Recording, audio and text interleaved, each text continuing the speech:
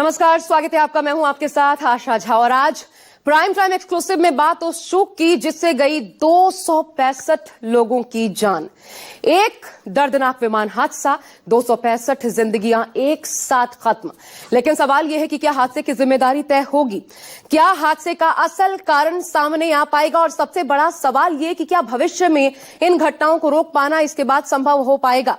उम्मीद जगी है क्योंकि फ्लाइट का ब्लैक बॉक्स और डीवीआर यानी कि डिजिटल वीडियो रिकॉर्डर दोनों बरामद हो चुका है। इसकी जांच से पता चल पाएगा कि हादसे के वक्त दरअसल हुआ क्या था, कि विमान के कैप्टन सुमित सब्रवाल को इतना वक्त नहीं मिला कि वो जान बचाने का कोई रास्ता, कोई विकल्प सोच भी पाते। लेकिन आज जिन कारणों की भी बात करना जरूरी है, जो कारण बोइंग कंपनी के ड्रीम लाइनर विमानों के साथ जुड़े हैं, जिस पर अलग अलग वक्त पर रिपोर्ट्स आती रही, खुलासे तक होते रहे, लेकिन बावजूद इसके शायद भारत समेत पूरी दुनिया में या तो एविएशन सेक्टर इसे नजरअंदाज करता रहा या ये समझने में नाकाम रहा कि ऐसी लापरवाही या ये कमियां कितने बड़े नुकसान को अंजाम दे सकती हैं। इसलिए आज देखिए वो चूक जिससे गई 265 लोगों की जान।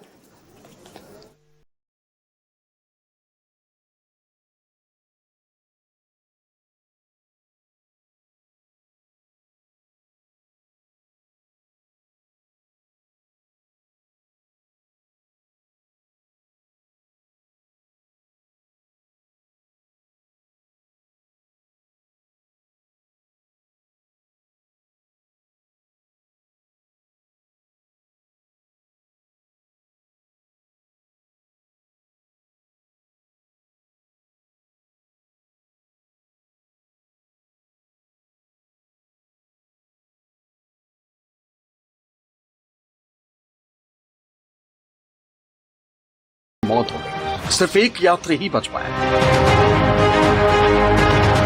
अहमदाबाद के सिविल अस्पताल की जिस बिल्डिंग पर प्लेन गिरा, वहां भी भारी नुकसान पहुंचा। अस्पताल में मौजूद 20 से ज्यादा लोगों की मारे जाने की खबर है। अस्पताल के हॉस्टल की बिल्डिंग का हिस्सा धमाके की वजह से जल गया। हॉस्टल में मौजूद मेडिकल स्टूडेंट भी धमाके की वजह से झुलस गए। कैसे एयर इंडिया का प्लेन बम की तरह ब्लास्ट हुआ, इसका अंदाजा यहां बिखरे मलबे को देखकर लगाया जा सकता है। प्लेन के टुकड़े सैकड़ों मीटर दूर तक फैले हुए हैं। धमाके के साथ प्लेन का हर हिस्सा बिखर गया। प्लेन में इतने तेज धमाके को लेकर सबसे अहम सवाल है कि इतना तेज धमाका कैसे हुआ? कैसे उड़ता हुआ प्लेन बम धमाके की तरह फटा? इसकी सबसे बड़ी वजह भारी मात्रा में प्लेन में भरा ईंधन है। ड्रीमलाइनर लंबी दूरी की उड़ान के लिए बनाया गया है। ईंधन क्षमता और लंबी दूरी की वजह से खास प्लेन है। बोइंग 7878 की ईंधन क्षमता 1,26,000 लीटर है। अहमदाबाद से लंदन की दूरी आसानी से पूरी करता है। अहमदाबाद से लंदन की दूरी 6,700 किलोमीटर। बोइंग का ये विमान 13 से 14,000 किलोमीटर उड़ सकता है। जानकारों की माने तो प्लेन को अहमदाबाद से लंदन जाना था, इसलिए इसमें ईंधन की मात्रा काफी ज्यादा थी। जिस वजह से प्लेन क्रैश हुआ तो उसमें आग इस तरह लगी जैसे कोई बम फटा। अहमदाबाद में एयर इंडिया का ये प्लेन उड़ान भरने के 57 सेकंड्स के अंदर क्रैश हुआ। इसलिए जितना ईंधन इसमें भरा हुआ था उसकी वजह से धमाका जोरदार हुआ और ऐसा ब्लास्ट हुआ कि प्लेन में सवार लोग बुरी तरह झुलस गए। प्लेन में सवार जिस इकलौते यात्री की जान इस भयानक हादसे में बची, शुक्रवार को उससे प्रधानमंत्री नरेंद्र मोदी ने मुलाकात की, उसका हाल चाल जाना और हर संभव मदद का वादा किया। प्रधानमंत्री मोदी अहमदाबाद पहुंचकर इस प्लेन क्रैश में घायल हुए बाकी पीड़ितों से भी मुलाकात करने पहुंचे। इस दौरान पीएम मोदी भावुक दिखाई, लेकिन हर पीड़ित को आश्वासन दिया कि जल्द सब कुछ ठीक हो जाए। घायलों से मुलाकात करने और हालचाल जानने के बाद प्रधानमंत्री मोदी क्रैश साइट पर पहुंचे। यहां हुए हादसे का निरीक्षण किया। इस दौरान उनके साथ गुजरात के मुख्यमंत्री भूपेंद्र पटेल और केंद्रीय उड्डयन मंत्री राम मोहन नायडू भी थे। अहमदाबाद से भूपेंद्र सिंह के साथ ब्यूरो रिपोर्ट, न्यूज़ 24।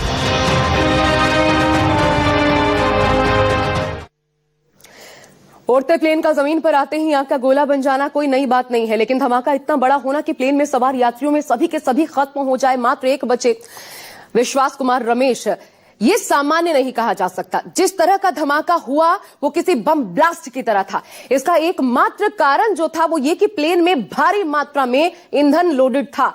इसे एटीएफ कहते हैं, यानी एविएशन टर्बाइन फ्यूल। हालांकि ईंधन की मात्रा कितनी हो ये कई चीजों पर निर्भर करती है, ये आज आपको जरूर जानना चाहिए, क्योंकि कैपेसिटी जो थी वो 1,26,000 लीटर की इस ड्रीम लाइनर की थी। हम आपको दिखाते हैं, देखिए विमान में कितना ईंधन था इसे समझिए पहले। तो विमान में उड़ान की दूरी पर निर्भर करता है उसमें कितना ईंधन होगा,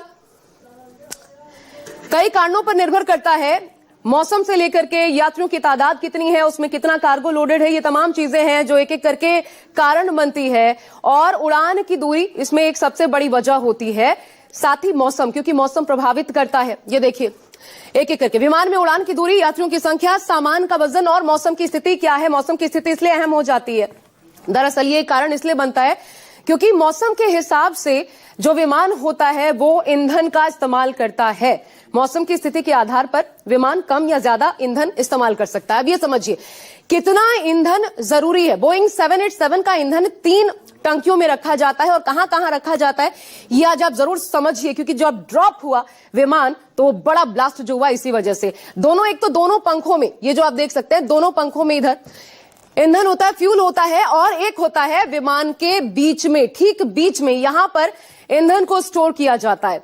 और इसलिए जब इस तरीके से बंप हुआ तो फिर अचानक ब्लास्ट हुआ, और आपने देखा कितना बड़ा आग का गोला वहां पर देखने को मिला। छोटे मोटे हादसों में हालांकि रिसाव कम होता है, ये ऐसी प्लेसमेंट होती है जिससे इसमें भी फायदा मिलता है कि अगर छोटे मोटे हादसे होते हैं तो फिर रिसाव कम होगा और फिर वो हादसा बड़ा ना हो, इसमें एक मदद जरूर मिलती है। अब ये तमाम चीजें जो है ये बेहद अहम इसलिए हो जाती हैं कि आगे की स्टडीज के लिए एक तो सरकार ये जानने की कोशिश कर रही है, क्योंकि ब्लैक बॉक्स अब बरामद हुआ है, कई टीमें हैं जो कि लीड कर रही हैं, कई टीमें देखेंगी किन कारणों की वजह से यह हादसा हुआ। एक ब्लैक बॉक्स, दूसरा डीवीआर, क्योंकि दोनों ही रिकवर किए जा चुके हैं, तो जल्द से जल्द पता चल पाए क्या हादसे की अहम वजह रही। इस पर तेजी से इस वक्त काम चल रहा है।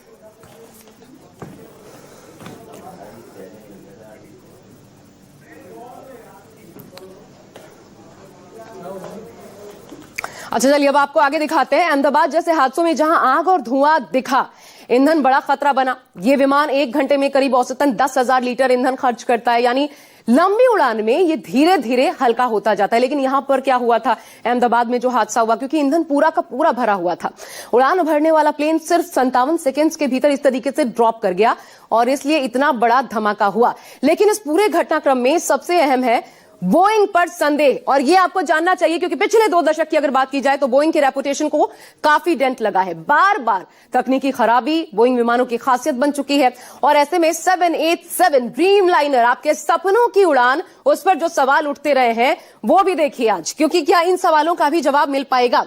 इससे पहले देखिए बैटरी, इंजन और कॉकपिट सीट को लेकर के सवाल उठा था। इसमें क्या हुआ, कंपनी के डिजाइन और क्वालिटी कंट्रोल पर सवाल उठाए गए। अहमदाबाद हादसे में भी फ्लैप्स और लैंडिंग गियर की गलत सेटिंग की संभावना जताई जा रही है। हादसे की संभावित वजहों में ये एक हो सकता है कहा जा रहा है। इसके अलावा देखिए क्रिमिनल कवर अप के आरोप तक लगे हैं बोइंग पर। कैसे? दरअसल ये आरोप विसल ब्लोअर्स की तरफ से लगाए गए बोइंग पर। बोइंग के 2 ऐसे इंजीनियर्स की संदिग्ध मौत हुई थी जो कि सवालों के घेरे में रही थी, जो लगातार बोइंग की खामियों को उजागर करने का काम कर रहे थे। यहां पर बोइंग पर एक सवाल उठा और बोइंग शक के घेरे में आया। इसके अलावा यह भी जानिए यूएस रेगुलेटर की जांच में बोइंग पर सवाल उठाए गए। FAA है, यानी कि फेडरल एविएशन एडमिनिस्ट्रेशन अमेरिका का, उन्होंने कहा कि बोइंग ने 787 ड्रीम लाइनर के कुछ निरीक्षण यानी कि सेफ्टी चेक्स छोड़ दिए थे। इसके अलावा बोइंग के रिकॉर्ड में हेरफेर की संभावना की भी जांच चल रही है। और एक बड़ी बात जो बोइंग के साथ जुड़ जाती है, एक डेटा जो बताता है कि बोइंग कितना विश्वास पात्र है। देखिए 6000 हादसों में 9000 मौतें बोइंग से जुड़े हादसों में हो चुकी हैं। दुनिया भर में बोइंग विमान से जुड़े ऐसे 6000 हादसे सामने आ चुके हैं जिसमें 9000 से ज्यादा लोगों की मौत हुई और कम से कम 415 ऐसी घटनाएं थी जो कि घातक थीं। तो ये बोइंग का इतिहास है, लेकिन सवाल ये उठता है कि क्या इसे नजरअंदाज किया गया। यानी बोइंग सवालों में रहा है, लेकिन अहमदाबाद में ड्रीम लाइनर के साथ ये जो दर्दनाक हादसा हुआ है, इसके बाद बड़ी खबर यह भी है कि जांच होने तक बोइंग 7878 विमान को ग्राउंड किया जा सकता है।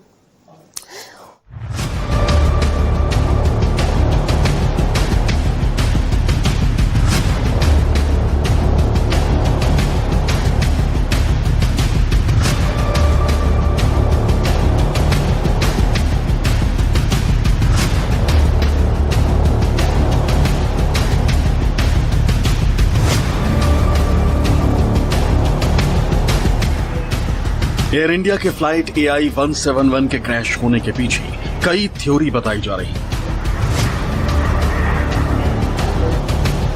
विमान क्रैश के पीछे कोई ह्यूमन एरर था? क्या विमान के दोनों इंजन ने काम करना बंद कर दिया था? ऐसे कई सवालों के जवाब आज हर कोई तलाश रहा। प्लेन क्रैश के इस गुत्थी को सुलझाएं उससे पहले आपको समझाते हैं कि आखिर कोई भी जेट एयरक्राफ्ट उड़ता कैसे। हर विमान के बाईं और दाईं ओर जेट इंजन लगे होते, जिसकी बदौलत विमान हजारों किलोमीटर का सफर तय कर दे। एक विमान के इंजन को स्टार्ट करने के लिए भी पावर की जरूरत होती है, और ये पावर मिलती है विमान की टेल यानी पीछे वाले हिस्से में मौजूद APU यानी ऑक्सिलरी पावर यूनिट से। APU में भी एक मिनी टरबाइन इंजन लगा होता है, जो एक मोटर और बैटरी से स्टार्ट होता है, और जब APU काम करता है तभी विमान के इंजन्स को स्टार्ट होने के लिए पावर सप्लाई हो। पुराने विमानों में इंजन स्टार्ट करने का काम प्रेशराइज्ड एयर से होता, और ये प्रेशराइज्ड एयर APU से जनरेट होती है। लेकिन मौजूदा दौर में प्रेशराइज्ड एयर का काम इलेक्ट्रिक करंट करता है। आमतौर पर जो कमर्शियल एयरक्राफ्ट होता है उसमें दोनों इंजन पर एक एक जनरेटर होता है, और एक जनरेटर ऑक्सिलरी पावर यूनिट के पास पिछले हिस्से में एयरक्राफ्ट पर लगाया जाता है। ये जनरेटर ही इंजन को चलाने का काम करते हैं। लेकिन जो बोइंग होता है उसमें 6 जनरेटर लगाए जाते हैं। हर इंजन पर दो जनरेटर, ये वो मोटर्स होती हैं जिन तक इलेक्ट्रिसिटी APU के जरिए पहुंचती है, और उसके बाद जो मेन इंजन होता है बोइंग का वो स्टार्ट होता है। करीब 1.45 मेगावाट इलेक्ट्रिसिटी यहाँ पर पैदा होती है, यानी ये अकेला बोइंग 787 इतनी ज्यादा इलेक्ट्रिसिटी पैदा कर सकता है, जिसके बाद इसके मेन इंजन स्टार्ट होते हैं और फिर ये हवा में उड़ता है। और इसके बाद विमान का इंजन एविएशन टरबाइन फ्यूल पर चलने लगते हैं, और इसके बाद इंजन इतनी थ्रस्ट पैदा करते हैं कि विमान धीरे धीरे हवा में उठने लगते हैं। अहमदाबाद के सरदार वल्लभ भाई पटेल अंतर्राष्ट्रीय हवाई अड्डे पर क्रैश हुई एयर इंडिया के उड़ान में भी ऐसा ही हुआ। इंजन को पावर मिली और विमान का टेक ऑफ सामान्य रहा। तस्वीरों में साफ दिख रहा है कि टेक ऑफ के बाद विमान ने ठीक ठाक ऊंचाई तय कर, यानी इंजन काम कर रहे हैं, और ग्रेविटेशनल फोर्स के अगेंस्ट विमान की नोज यानी अगला हिस्सा ऊपर उठा हुआ था। लेकिन अगले 10 सेकंड में कुछ ऐसा घटा कि ये विमान धड़ाम से नीचे आ गिरा और आग का गोला बन गया।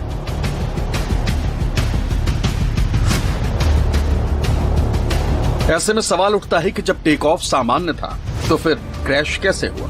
क्योंकि एक्सपर्ट्स का मानना है कि दोनों इंजन का एक साथ फेल होने की संभावना ना के बराबर हो,